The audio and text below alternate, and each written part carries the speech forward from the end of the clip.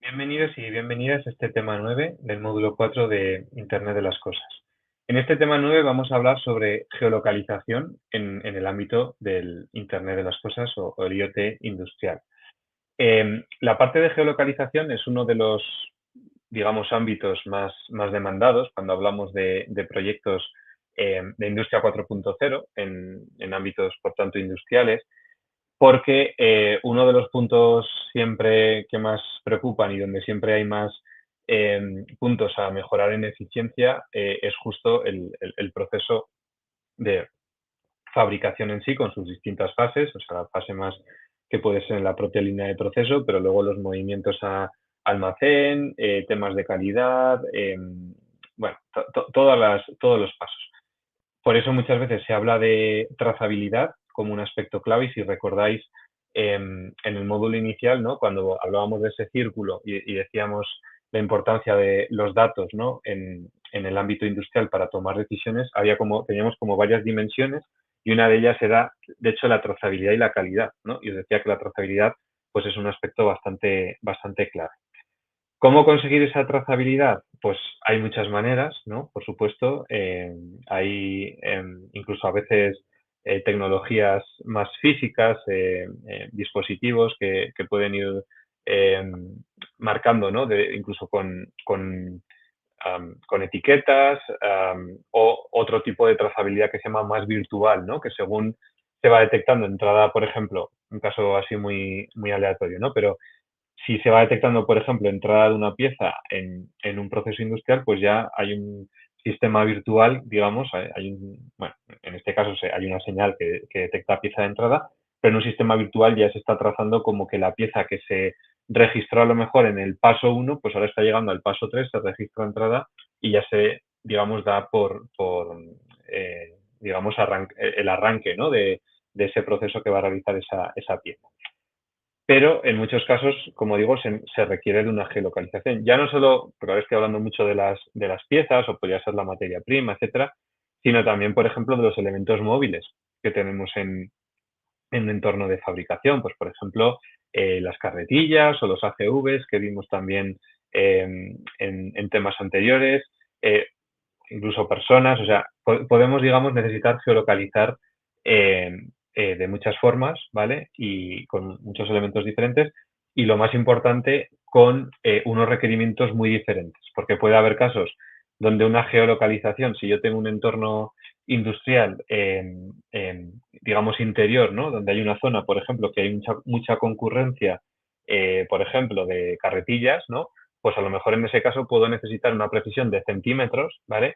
Pero a lo mejor tengo otra zona donde tengo yo mi almacén, donde voy depositando los lotes, ¿no? Que se van produciendo y a lo mejor ahí, con una precisión pues de metros, por ejemplo, puede ser suficiente. Entonces, hay que estudiar mucho el caso de uso, ¿vale? Porque uno de los temas importantes que vais a ver, que ahora os voy a comentar, pues en base al estudio que hagamos del caso de uso, nos vamos a ir por unas tecnologías o por otras y van a tener unos requerimientos, como es lógico, pues de un mayor consumo energético, en otros casos temas de coste, en otros casos temas de mantenimiento o infraestructura necesaria de desplegar.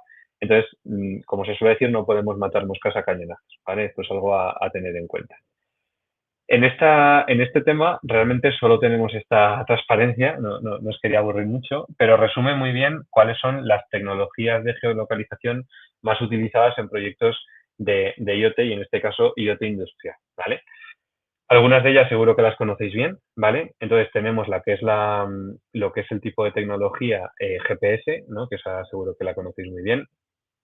El caso CELID, que igual con ese nombre no suena, pero es la geolocalización que se puede hacer cuando se hablaba, por ejemplo, del tema de 5G, ¿no? En el tema anterior, pues sea 5G, 4G, etcétera, da igual. Nosotros estamos conectando a una antena de un operador y al estar conectados de alguna forma saben que estamos ahí con nuestro IP que tenga nuestro dispositivo y con eso, digamos, se podría triangular más o menos la posición, ¿no? En donde estamos. Luego están las de RFIDs, los RFIDs, que seguro que habéis visto en muchos sitios, ¿no? Que ya además, yo que sé, en la ropa ya empiezan, por ejemplo, a estar ahí adheridos. Entonces ya, pues, por ejemplo, para pagar, ¿no? En algunos sitios ya simplemente tú lo echas en una cesta y ya está detectando que eso es una camiseta y el modelo de camiseta ya te sale el precio. Lo mismo se puede hacer con códigos de RFIDs que son como adhesivos, ¿vale? Y bastante económicos, pues se pueden poner en piezas que van por un proceso de fabricación, etcétera. El propio Wi-Fi también nos permite hacer geolocalización. BLE, que sería el Bluetooth Low Energy, con Bluetooth también podemos hacer temas de geolocalización. Y luego tenemos dos tecnologías más al final, que una es Ultra Wideband, ¿vale? Que es una tecnología también muy de, de radiofrecuencia, ¿vale? Que nos da unas precisiones muy fuertes.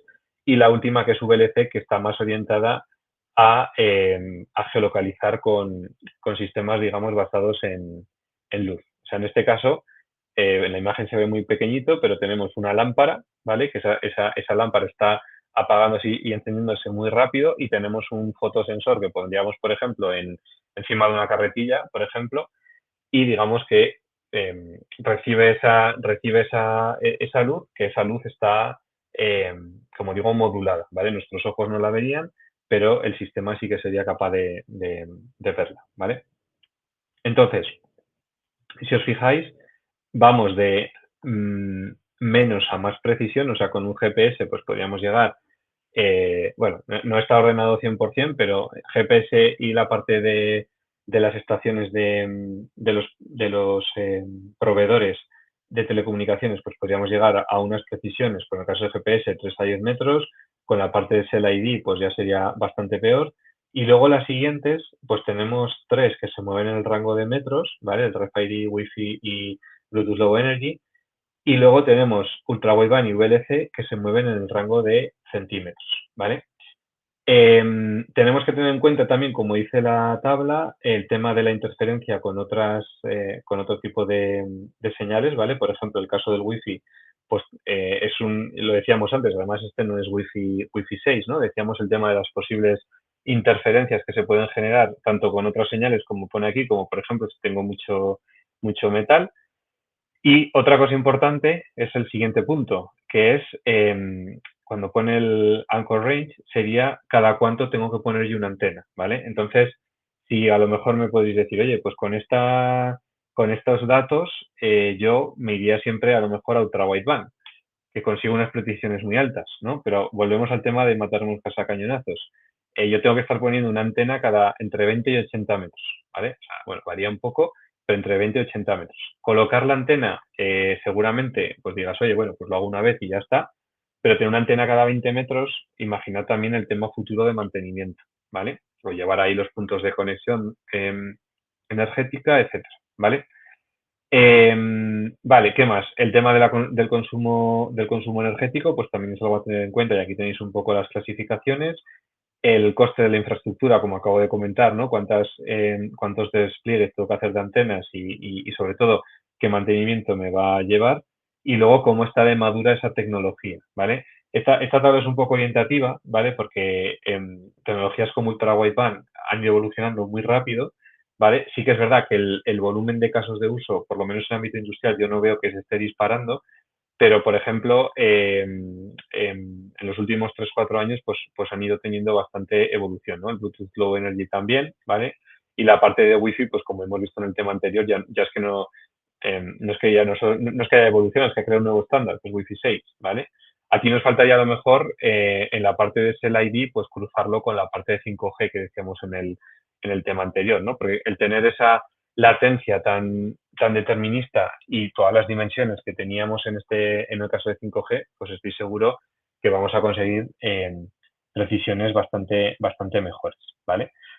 Entonces, el resumen un poco aquí es, sobre todo, que os suenen las tecnologías, ¿no? que pueden ser posibles en caso de geolocalización en un proyecto de IoT, que también os quedéis un poco con las cifras que os he ido un poco repasando en cuanto a qué precisión pueden tener, a qué necesidades de infraestructura, tema de si son tema de impacto en los costes, y eso, con eso más o menos, pues os puede dar una idea de en qué caso, ¿no? os puede interesar pues más un tipo u otro, ¿vale? O sea, eso es un poco el resumen y volver a destacar que en los proyectos, los proyectos industriales de Industria 4.0, pues el tema de la trazabilidad y, por tanto, el tema de muchas veces de la geolocalización son cosas que están muy conectadas y que muchas veces son bastante importantes, ¿vale?